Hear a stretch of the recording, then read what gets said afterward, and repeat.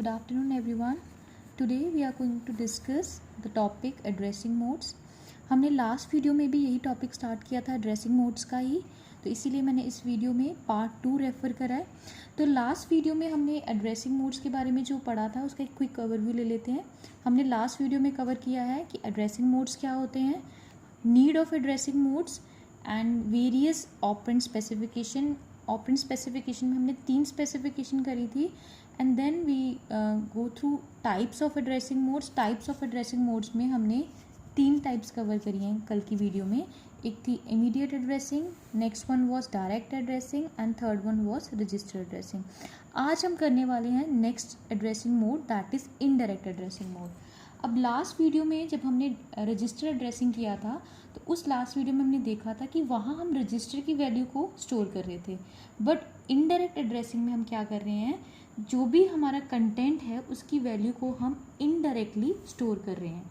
अब indirectly store करना मतलब इनडायरेक्ट एड्रेसिंग में हमारा जो वेरिएबल है उसका जो एड्रेस है हम उसको स्टोर करेंगे, ना कि वेरिएबल को डायरेक्टली स्टोर करेंगे। वेरिएबल का जो कंटेंट है वो वेरिएबल के अंदर ही रहेगा। जैसे कि अब यहाँ पर एक एग्जांपल है, आप देख सकते हैं हमारे पास है मूव R0, P।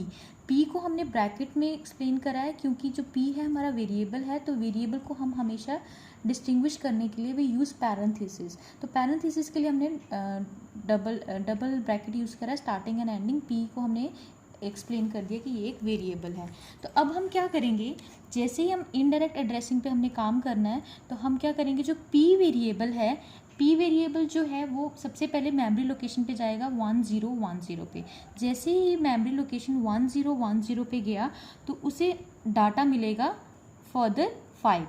पहले P को मेमोरी लोकेशन गया 1010 पे, 101 मेमोरी लोकेशन पे हमें डाटा मिला 5।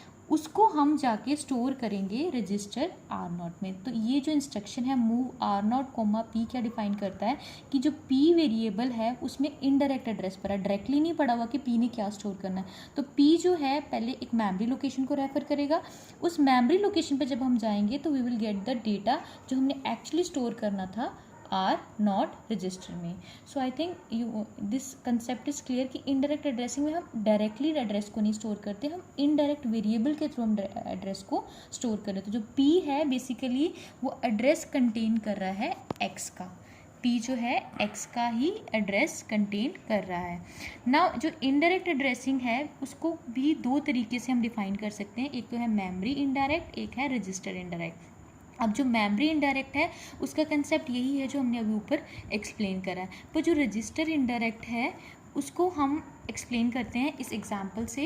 एग्जांपल है हमारे पास मूव R2, R1। जो हमारा मेमोरी इनडायरेक्ट था वो कंसेप्ट था मीडियम जो है उसमें हम मेमोरी टू मेमोरी ही यूज़ करते हैं। आप देख सकते हैं यहाँ पर कि हमारी जो मेमोरी थी, हमने जो भी P वेरिएबल लिया है उसने जो X वेरिएबल तक गया हमने रेफ़र मेमोरी ही की है, हम कहीं भी बाहर रजिस्टर में नहीं गए, हम मेमोरी टू मेमोरी ही रेफ़र कर रहे हैं। तो रजिस्टर मेमोरी इनडायरेक्ट में हमने क्या किया है, जो मीडियम है वो मेमोरी यूज़ किया है, पर रजिस्टर इनडायरेक्ट में क्या आ रहा है, हम मीडियम जो है यूज़ करेंगे रजिस्टर। अब यहाँ ये जो हमने अभी ऊपर किया है वो मेमोरी इनडायरेक्ट है क्योंकि यहाँ पर जो हम इनडायरेक्टली मेमोरी को मैनिपुलेट कर रहे हैं, पर जो ऊपर अभी जो रजिस्टर इनडायरेक्ट कर रहे हैं उसमें हमने क्या करना है कि हम देखेंगे कि जो हमारी रजिस्टर है वो पहले CPU के रजिस्टर को रेफ़र करेगा। CPU के रजिस्टर को रेफ़र करेगा तो वहाँ हमें एक मेमोरी लोकेशन मिलेगी 1010। जैसे ही ये रजिस्टर CPU के रजिस्टर को रेफ़र करेगा 1010, तो ये जो 1010 है that will lead to the data. ये जो डेटा हमें 5 मिलेगा that will be stored in the register R2। तो ये रजिस्टर टू रजिस्टर जो हमने रेफरेंस करी है, रजिस्टर टू रजिस्टर जो हमने मीडियम यूज़ किया है, that will define the register indirect addressing. वैसे ही मेमोरी इनडायरेक्ट में था कि मीडियम मेमोरी है, रजिस्टर इनडायरेक्ट में हमारे पास मीडियम जो है वो रजिस्टर रहेगा।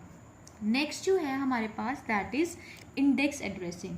इंडेक्स एड्रेसिंग में क्या है कि जो भी हमने एरे एलिमेंट है उसको असेस करने के लिए हम इंडेक्स एड्रेसिंग को यूज़ करते हैं। इंडेक्स एड्रेसिंग में हमने एक एग्जांपल लिया है, हमारे पास एक एरे है, तो ए एरे को एक्सप्लेन करने के लिए, असेस करने के लिए हमारे पास एक कंसेप्ट लगाया है कि हमें जो बेस एड्रेस है उसमें ऑफसेट को ऐड करना है। अब ये बेस एड्रेस क्या होता है, ऑफसेट क्या होता है, उसके लिए हमने एक एग्जांपल लिया है, मूव R1, BR+7। अब मूव कमांड जो है वो रजिस्टर R1, BR+7 को कैसे असेस करेगा, जो हमारा बेस एड्रेस होता है उसको हम स्टार्टिंग एड्रेस भी कहते हैं। तो हमने एरे को एक्सप्लेन करने के लिए हमने एक सीरीज ऑफ एरे ले लिया है, एक सिक्वेंशियल एरे लिया है मेमोरी में। ये सिर्फ सिक्वेंशियल एरे जो मेमोरी में है उस हर एक एरे लोकेशन पे हमने डेटा को स्टोर किया हुआ है। अब हर एक एरे लोकेशन पे जो डेटा स्टोर है, जो सबसे पहला इंडेक्स रहेगा that is the base address, और जिसे हम कहेंगे स्टार्टिंग एड्रेस। इस बेस एड्रेस जो है इसमें हम ऑफसेट को ऐड करेंगे तो we will get the actual array that we want to access और that we want to store in the register R1। अब देखिए हमारे पास जो एग्जाम्पल है वो कह रहा है बेस एड्रेस में 7 को ऐड करो।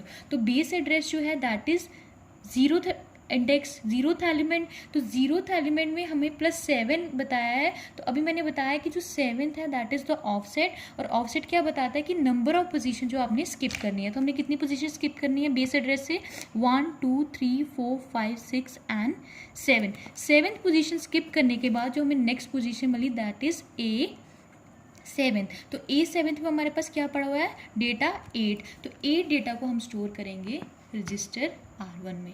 सो once again I want to repeat, जो मूव इंस्ट्रक्शन है R1 वो क्या कर रही है, R1 जो रजिस्टर R1 है उसमें हमने कौन सा डेटा स्टोर करना है, BR+7। BR जो है हमारा बेस रजिस्टर है और 7 हमारा ऑफसेट है। ऑफसेट हमें बताएगा कि हमने कितनी नंबर ऑफ स्टेप्स को या कितनी नंबर ऑफ पोजीशन को हमने स्किप करना है। तो नंबर ऑफ पोजीशन को स्किप करने का मतलब, पहले हम बेस एड्रेस पे जाएंगे। बेस एड्रेस हमारा A0 है, जो स्टार्टिंग एड्रेस होता है वो हमें बेस एड्रेस कंसीडर करते हैं, और बाकी सारे जो रेस्ट मेमोरी लोकेशन होते हैं उनको हम कंसीडर करके चलते हैं ऑफसेट। तो बेस एड्रेस हम 0 से स्टार्ट हुए, तो बेस एड्रेस 0 को हमने स्किप कर दिया, एंड देन वो कह रहा है कि कितनी पोजीशन को स्किप करना है, 7। तो बेस एड्रेस से स्टार्ट हुए 1 2 3 4 5 6 एंड 7 पोजीशन जब हमने स्किप कर दी तो नेक्स्ट पोजीशन आई A7 में हमारा कौन सा डाटा था, 8 डाटा को हमने स्टोर कर दिया रजिस्टर R1 में। So this is all about index addressing. Index addressing में हम बेसिकली इंडेक्स को रेफर करते हैं किसी भी डाटा को स्टोर करने के लिए। So that's all about addressing modes. I hope so that indirect addressing and index addressing is clear to you. Thank you so much. If in case you have any problem, you can contact me, message me. Thank you so much.